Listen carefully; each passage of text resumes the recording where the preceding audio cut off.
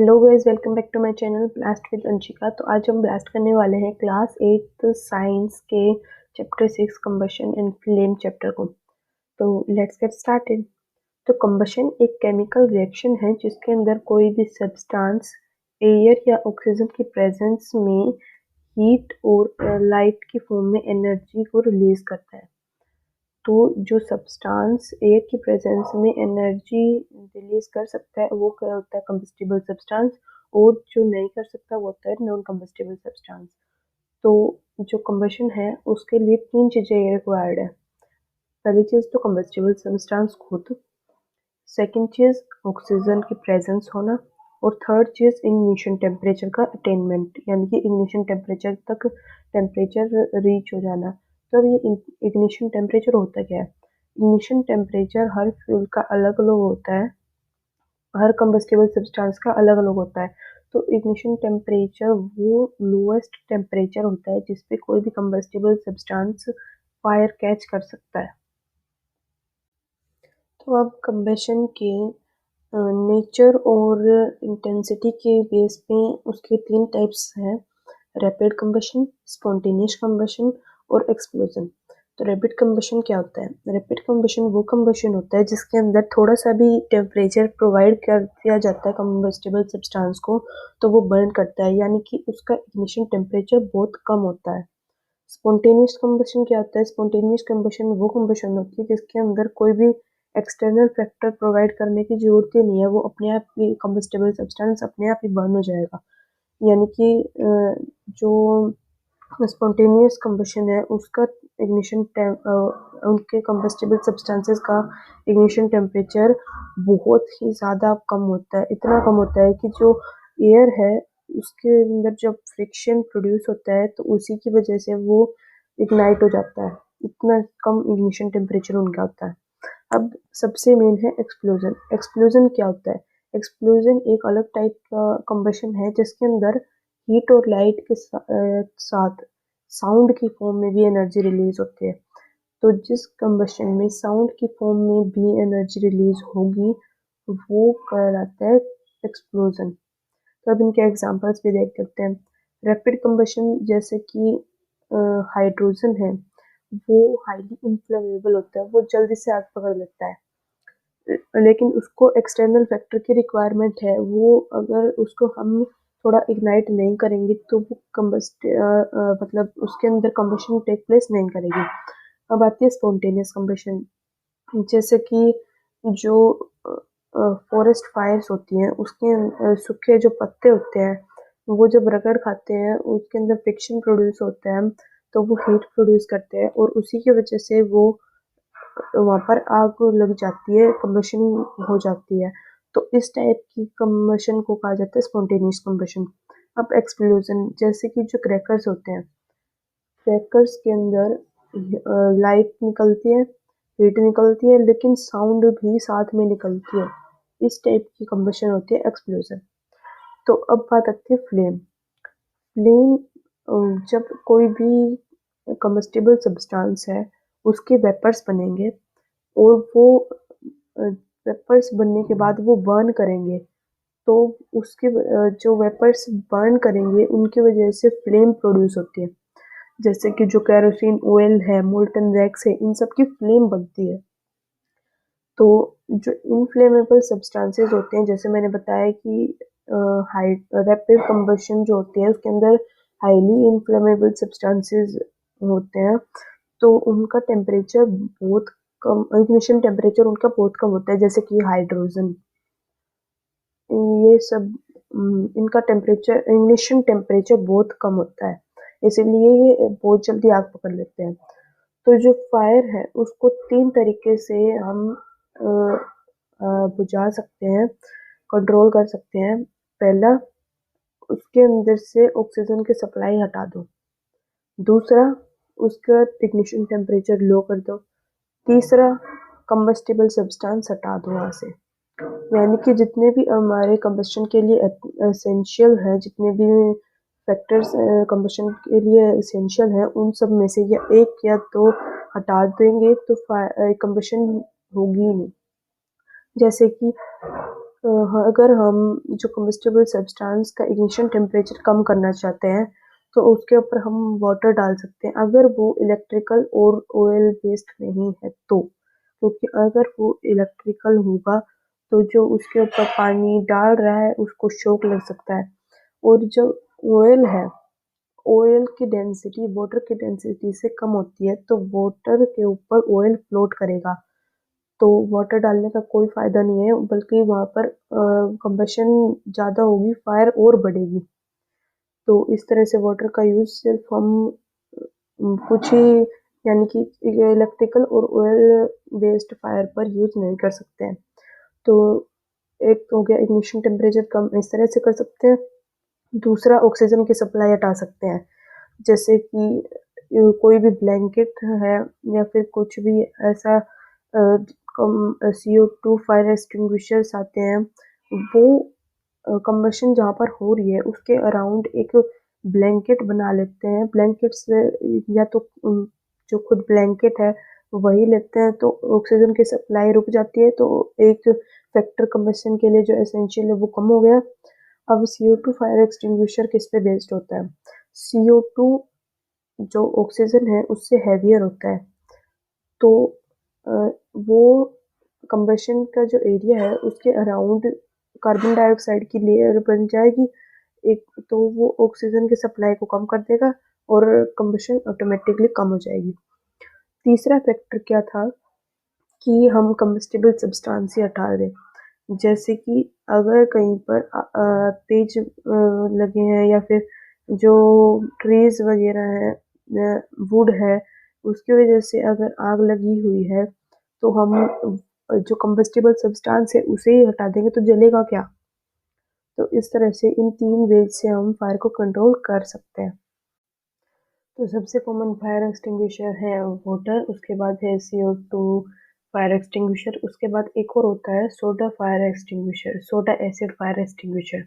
तो इसमें होता क्या है, सोडा यानी कि यहाँ पे लिया गया बेकिंग सोडा यानी कि NaHCO3, और एसिड है यहाँ पर H2SO4 यानी कि हाइड्रोक्लोरिक एसिड। तो ये जब आपस में रिएक्ट करते हैं तो CO2 गैस रिलीज होती है, तो ये सेम CO2 फायर एक्सटिंग्विशर की तरह काम करता है फिर। तो उसके बाद है, जो हमने फ्लेम पढ़ा था उसके 3 ज़ोन्स होते हैं। कौन-कौन से होते हैं? डार्क ज़ोन, ल्यूमिनस ज़ोन और नॉन ल्यूमिनस ज़ोन। तो सबसे अंदर जो ज़ोन होता है वो होता है डार्क ज़ोन, जिसके अंदर कंबशन टेक प्लेस नहीं करती है। इसका टेम्परेचर सबसे कम होता है बाकी की फ्लेम से, लगभग 1000 टू 400 टू 1000 डिग्री सेल्सियस इसका टेम्परेचर होता है। सेकंड है ल्यूमिनियस जोन, इसके अंदर इनकम्प्लीट कम्बशन टेक प्लेस करती है, जिसकी वजह से कार्बन पार्टिकल्स और सूट इसके अंदर से रिलीज होते हैं, और इसका टेम्परेचर लगभग 1000 टू 1200 डिग्री सेल्सियस रहता है। सबसे बाहर वाली जो लेयर होती है वो होती है नॉन ल्यूमिनस जोन, जिसका टेम्परेचर लगभग 1200 degree Celsius to 1400 degree Celsius तक रहता है। इसके अंदर कंप्लीट कम्बशन टेक प्लेस करती है, क्योंकि एयर की सप्लाई कंप्लीट हो जाती है और ल्यूमिनस जोन के अंदर कंप्लीट सप्लाई नहीं हो पाती, इसकी वजह से उसके अंदर इनकम्प्लीट कम्बशन टेक प्लेस करती है। तो इनके कलर होते हैं स्पेसिफिक, जो जो डार्क जोन होता है उसका कलर ग्रेइश या ब्लैकिश सा होता है। ल्यूमिनियस जोन जो होता है उसके अंदर इनकम्प्लीट कम्बशन टेक प्लेस करती है, तो उसका कलर जो होता है वो येलो होता है। और जो नॉन ल्यूमिनियस जोन है उसके अंदर कंप्लीट कम्बशन टेक प्लेस करती है, तो उसका जो कलर होता है वो होता है ब्लू।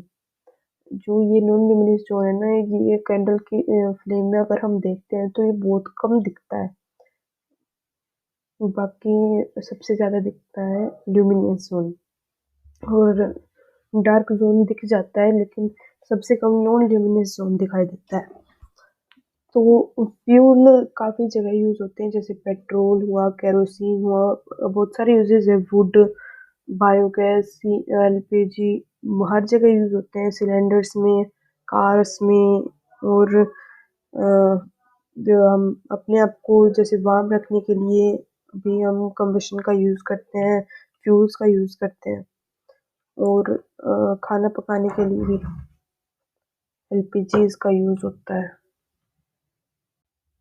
तो एक आइडियल फ्यूल के कुछ कैरेक्टरिस्टिक्स होते हैं, यानी कि वो रेडिली अवेलेबल होना चाहिए, चीप होना चाहिए, उसके अंदर से हाई अमाउंट में एनर्जी रिलीज होनी चाहिए, और वो उसके अंदर स्पॉन्टेनियस कंबशन भी नहीं होनी चाहिए, और उसके अंदर बहुत स्लो कंबशन भी नहीं होनी चाहिए, यानी कि मॉडरेट कंबशन होनी चाहिए उसके अंदर।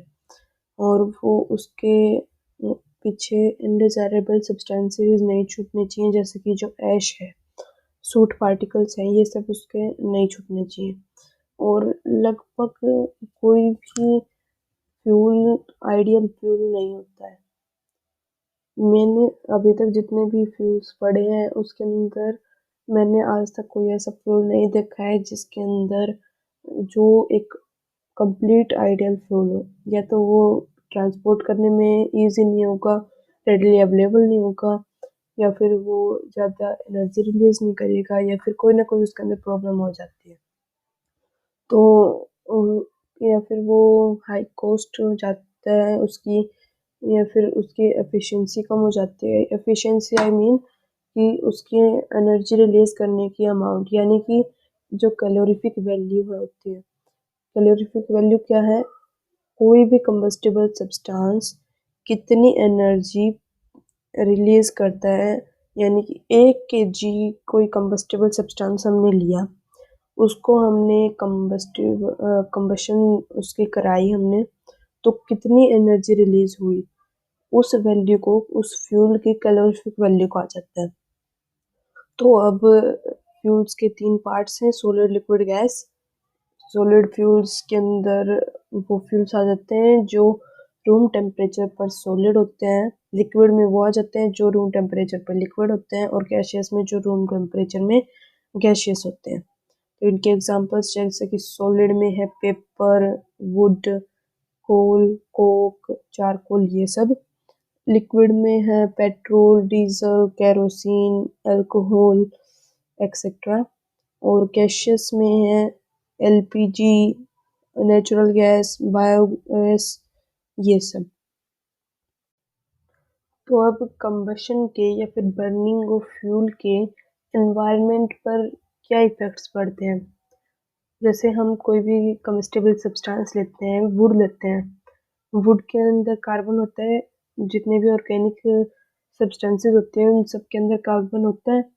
तो कार्बन जब कंप्लीटली बर्न नहीं करता है तो कार्बन के पार्टिकल्स रिलीज होते हैं, जो रेस्पिरेटरी डिजीजेस कॉज कर सकते हैं, जैसे कि अस्थमा, इस टाइप के डिजीजेस कॉज कर सकते हैं। और अगर इनकम्प्लीट कंबशन होती है तो कार्बन मोनोऑक्साइड रिलीज होती है, जो कि एक बहुत पॉइजनस गैस है। और अगर कंप्लीट कंबशन हो जाती है तो कार्बन डाइऑक्साइड रिलीज होती है, जो जिसके अगर इन्वायरमेंट में अगर कंसंट्रेशन बढ़ जाती है तो ये माना जाता है कि ग्लोबल वार्मिंग हो सकती है, क्योंकि जो कार्बन डाइऑक्साइड है वो उसको जो सन है उसकी हीट को ट्रैप करने में हेल्प करता है, जो कि कुछ अमाउंट तक हेल्पफुल है। लेकिन अगर ये बढ़ जाती है, ज़्यादा अगर कार्बन डाइऑक्साइड हो जाएगी तो ज़्यादा हीट ट्रैप होगी, और ज़्यादा हीट ट्रैप होगी तो ज़्यादा ग्लोबल वार्मिंग होगी। और ज़्यादा ग्लोबल वार्मिंग होगी तो जैसे हमने अभी-अभी जो रिसेंट हमने देखा है कि जो उत्तराखंड है उसके एक चमोली डिस्ट्रिक्ट के अंदर GLOF हो गया, यानी कि ग्लेशियर लेक आउटबर्स्ट फ्लड आ गया वहाँ पर। उसके बारे में हम किसी और वीडियो में डिस्कस करेंगे, या फिर उसकी नेक्स्ट वीडियो इसी के बारे में डाल दूंगी मैं। उसकी भी इंफॉर्मेशन होनी चाहिए कुछ आपके पास। रिसेंट में अभी यहाँ पे उत्तराखंड के पास हुआ है ये।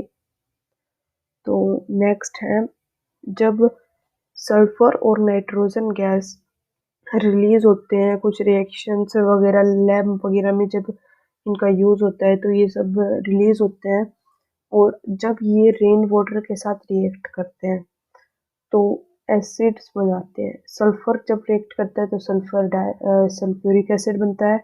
नाइट्रोजन जब रिएक्ट करता है तो निट्रिक एसिड बनता है, जो कि क्रॉप के लिए, बिल्डिंग्स के लिए और सॉइल के लिए बहुत हार्मफुल है।